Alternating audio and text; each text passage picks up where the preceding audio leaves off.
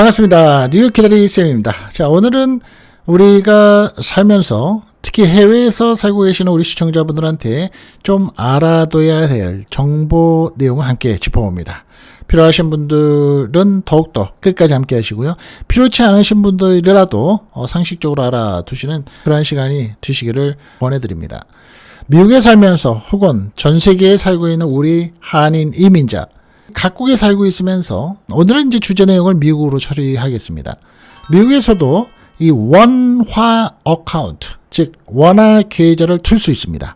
영주권자, 시민권자들의 돈 관리가 완전히 달라질 듯 하다는 내용입니다. 오늘은 해외에서 살고 계신 미국의 영주권자, 시민권자, 그리고 전 세계 재외 동포분들에게 아주 중요한 소식을 하나 전해드리려 합니다. 앞으로 미국에서도 원화 계좌를 만들 수 있는 시대가 도래한다는 겁니다.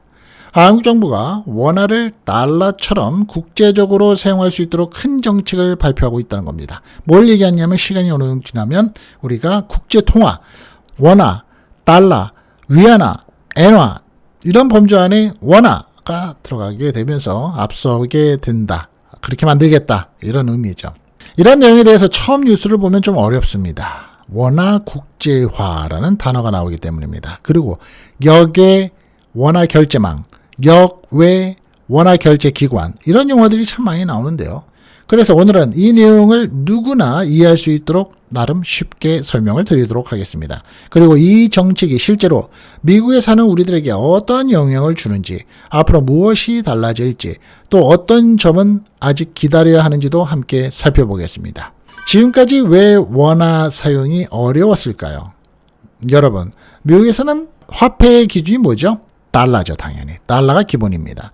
캐나다에서도 달러를 사용하고 유럽에서도 유로를 사용합니다. 그런데 한국 돈인 원화는 어떨까요? 한국 밖으로 나오면 갑자기 사용하기가 매우 어려워집니다. 예를 하나 들어보겠습니다. 미국 뉴욕에 살고 있는 김 씨가 한국에 있는 부모님에게 500만 원을 보내려고 합니다. 지금은 어떻게 해야 될까요? 당연히 미국 은행에서 달러를 송금을 합니다. 중간은행을 거쳐서 한국은행에서 다시 원화로 환전이 됩니다. 그 과정에서 뭐가 들어가나요? 환전 수수료, 송금 수수료, 환율의 차이 모두가 발생을 하죠. 금액이 클수록 비용도 커집니다. 이런 과정에 해외에 살고 있는 분들이 가장 많이 불편해했던 부분 중에 하나였습니다. 그런데 대한민국 정부가 왜 갑자기 바꾸려 할까요? 이 부분이 가장 중요합니다. 여러분, 달러는 세계 어디에서나 사용할 수 있습니다. 미국 사람이 일본에서도 달러를 사용할 수 있고 유럽 기업까지도 끼리끼리는 달러로 거래를 하는 일도 있죠. 세계 무역의 대부분도 달러입니다. 왜일까요? 세계가 달러를 믿기 때문입니다. 반면에 원화는 거의 한국에서만 사용이 되죠. 한국 경제 규모는 세계 상위권인데 통화는 아직 국내 중심의 원화입니다. 그래서 대한민국 정부는 이제는 원화도 세계에서 사용하는 통화로 키워보자 라는 목표를 세운 것이라고 볼 수 있습니다. 이것을 우리는 원화, 국제화라고 합니다. 원화 국제화가 무엇일까? 쉽게 설명을 해보겠습니다. 미국에 사는 여러분은 달러 계좌가 있으시죠? 그렇죠. 한국에서도 달러 계좌를 만들 수 있습니다. 그리고 한국 사람끼리 달러를 송금할 수도 있습니다. 그런데 반대로 생각을 해보죠. 미국의 은행에서는 대부분 원화 계좌가 없죠. 원화를 자유롭게 사용하는 환경도 없습니다. 거의 없는 게 아니라 없다고 봐야 되죠. 대한민국 정부는 이것을 바꾸겠다는 겁니다. 즉, 원화도 달러처럼 해외에서 쉽게 보유하고 송금도 하고 투자도 하고 결제할 수 있도록 만들겠다는 거죠. 그러니까 미국에 사는 한인들은 무엇이 달라질까요? 예를 하나 들어보겠습니다. 뉴저지에 사는 박 씨는 은퇴 후에 한국에 자주 들어갑니다. 지금은 미국 달러를 가지고 있다가 한국 갈 때마다 환전이라는 걸 합니다. 한국에 생활비를 보낼 때도 또 환전을 하죠. 미국으로 돌아오면 남은 원화를 다시 달러로 바꿉니다. 환전을 여러 번 반복하게 됩니다. 그런데 앞으로 미국 은행에서 원화 계좌를 지원하게 된다면 처음부터 원화를 보관할 수 있다는 겁니다. 클리어 하시죠? 이해되셨죠? 네, 여기까지 일단 갑니다. 자, 필요할 때 바로 원화 송금도 가능해질 수 있다는 겁니다. 환전의 횟수도 줄어들고 환전의 비용도 줄어들 수도 있습니다. 그럼 요즘에 핫하고 제가 올려드린 내용에서도 많은 분들이 관심을 가지시는 여기민, 한국의 여기민을 준비하는 분들에게는 어떨까요? 최근에 여기민을 준비하는 분들이 정말 많죠. 한국에 집을 구하고 생활비를 미리 준비하는 경우도 많죠. 지금은 환율이 오르면 생활비의 준비도 부담이 됩니다. 하지만 원화를 미리 보유할 수 있는 환경이 만들어지면 환율이 좋을 때 조금씩 원화를 준비할 수도 있다는 겁니다. 이런 점도 가장 큰 장점이 되는 거죠. 미국에 살면서 한국에 집을 가지고 계신 분들도 많습니다. 월세가 들어오고 관리비를 내야 하고 세금도 내야 합니다. 지금은 대부분의 한국 계좌를 이용했지만 앞으로는 해외에서도 원화를 직접 관리하는 서비스가 확대가 된다면 당연히 관리가 훨씬 편리해질 가능성이 있는 거죠. 한국 투자도 쉬워집니다. 아주 쉬워집니다. 한국의 국채, 예금, ETF, 채권 이런 상품들도 원화를 쉽게 보유할 수 있다면 접근성이 높아질 수밖에 없다는 겁니다. 외국의 투자자들도 한국 자산에 당연히 투자하기가 쉬워지는 거죠. 대한민국 정부가 바로 이것을 기대하고 있다는 겁니다. 여기서 중요한 오해가 있을 수 있는데요. 여러분, 인터넷에서는 벌써 이제 미국에서 당장 원화 계좌를 만든다. 이렇게 말하는 글도 있습니다. 하지만 이건 아직 아닙니다. 이번 발표는 로드맵, 즉 정책 방향입니다. 실제로 서비스를 제공하려면 해외 은행들이 참여를 해야 되겠죠. 우리도 하겠습니다. 우리도 좀 할 수 있게 해주십시오. 미국의 은행들도 시스템을 구축해야 합니다. 따라서 당장 내일부터 미국 은행에서 원화 계좌를 만들 수 있다는 뜻은 아닙니다. 오늘 날짜의 영상 시점으로 보면 말씀드리면 그렇습니다. 그럼 역외 원화 결제망이란 말은 뭘까요? 이 말은 어렵습니다. 역외 원화 결제망. 자, 쉽게 설명하면 원화의 전용 고속도로를 만든다고 생각하면 됩니다. 예전에는 미국에서 원화를 보내려면 한국은행을 반드시 거쳐야 했죠. 앞으로는 한국은행이 24시간 운영이 되는 새로운 결제망을 구축하면서 참여를 하고 있는 해외 금융기관끼리 원화를 더욱 효율적으로 정산할 수 있도록 하겠다는 겁니다. 결국 시간도 줄겠죠. 비용도 줄겠죠. 거래도 늘리겠다는 겁니다. 왜 외국인에게 원화를 쓰게 하려는 걸까요? 정부의 목적은 단 하나입니다. 한국 시장에서 더 많은 자금이 들어오게 하는 겁니다. 외국인이 원화를 쉽게 사용할 수 있으면 한국의 채권도 살 거고요. 한국 기업에 투자도 할 거고요. 한국 금융시장도 더 커질 수밖에 없는 거죠. 결국 한국 경제에도 도움이 될 수 있다는 계산입니다. 하지만 또 걱정과 부정적인 시각의 내용들이 있겠죠. 모든 정책에는 장점만 있는 것은 아니죠. 전문가들은 몇 가지의 우려도 이야기를 합니다. 첫 번째, 환율에 대한 변동성입니다. 원화 거래가 해외에서 크게 늘어나면 국제 자금의 움직임에 따라서 환율이 더 크게 흔들릴 가능성도 있다는 거고요. 자, 두 번째는 투기에 대한 부분의 자금입니다. 단기 자금이 빠르게 들어왔다가 나갈 수 있기 때문에 금융시장의 변동성이 커질 수 있다는 우려도 있는 겁니다. 그래서 대한민국 정부도 단계적으로 추진을 하겠다라고 밝히고 있습니다. 해외 동포가 되시는 우리 시청자분들은 꼭 알아야 할 점이 있습니다. 미국의 영주권자, 미국의 시민권자, 재외 동포, 여기민을 준비하시는 분들 모두 이 정책을 관심 있게 지켜봐야지만 됩니다. 특히 한국에 자산이 있으신 분, 한국에서 생활비를 보내시는 분, 한국에 투자하시는 분, 앞으로 한국에 돌아오실 계획이 있으신 분들에게는 상당히 큰 변화가 될 가능성이 있습니다. 다만 아직은 제도적 기반을 바탕으로서 마련되는 단계이기 때문에 실제 원화 계좌의 개설 여부와 서비스의 범위는 해외 은행의 참여와 후속 제도의 시행에 따라서 순차적으로 결정될 겁니다. 마무리 짓겠습니다. 여러분, 예전에는 달러가 미국 안에서만 쓰이는 돈이 아니었습니다.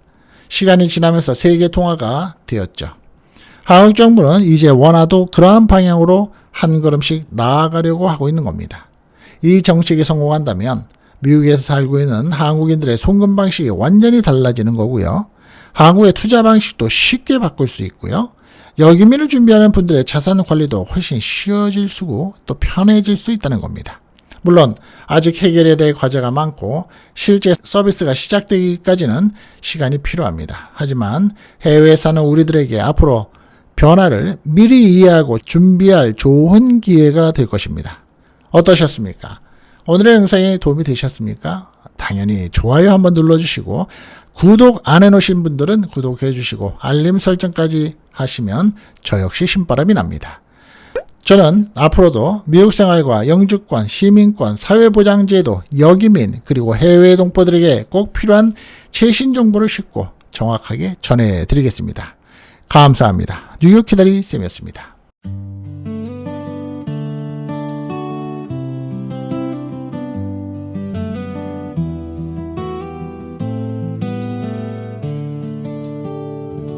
창가에 비친 뉴욕의 불빛 오늘도 하루가 저물어 가네. 낯선 땅에서 시작한 꿈들 그 길 위에 우리가 서 있네. 처음엔 모두가 두려웠지만 시간은 우리를 강하게 했죠. 웃음도 눈물도 지나온 세월 이제는 추억이 되어 가네요. 멀리 떨어져 살아도 마음은 늘 같은 곳에 누군가 내 이야기를 들어주는 것만 같아. 뉴욕 기다리 쌤과 함께 오늘도 이야기를 나눠요. 인생의 길목마다 따뜻한 등불이 되어 뉴욕 기다리 쌤과 함께 세상 소식을 들어봐요. 멀고도 가까운 세상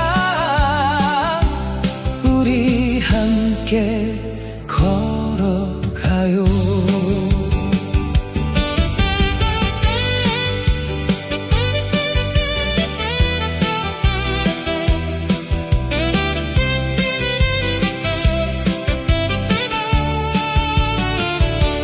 미국의 거리와 한국의 골목 서로 다른 풍경 속에서도 우리의 걱정과 바람은 생각보다 참 비슷하네요. 은퇴를 준비하는 이야기, 연금과 생활의 현실들, 뉴스 속 숨겨진 진실까지 쉽고 편하게 풀어가죠. 혼자 고민하던 날도 누군가는 같은 마음, 삶이라는 긴 여행길 우리 함께 가는 거죠.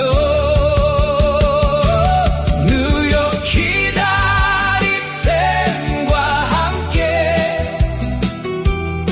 오늘도 이야기를 나눠요. 인생의 길목마다 따뜻한 등불이 되어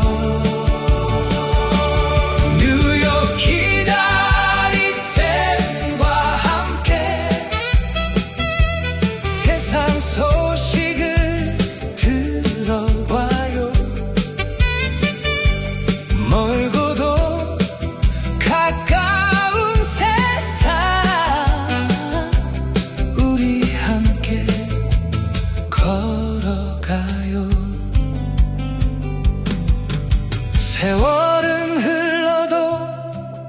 꿈은 사라지지 않죠.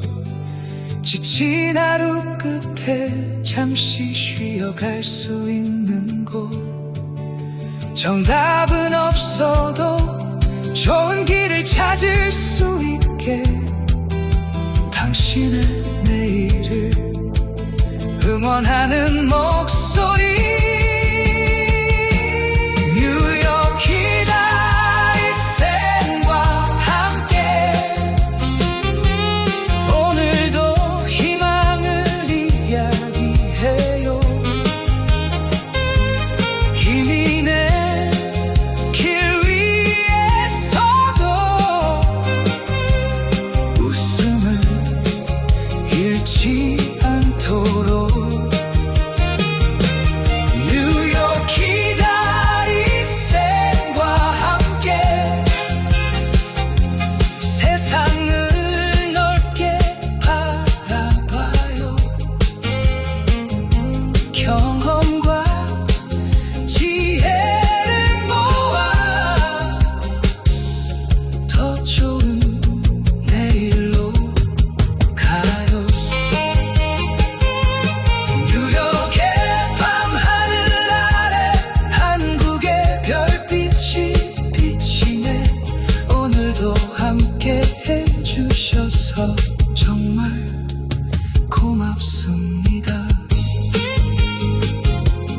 뉴욕 기다릴 샘과 함께 우리 또 만나요.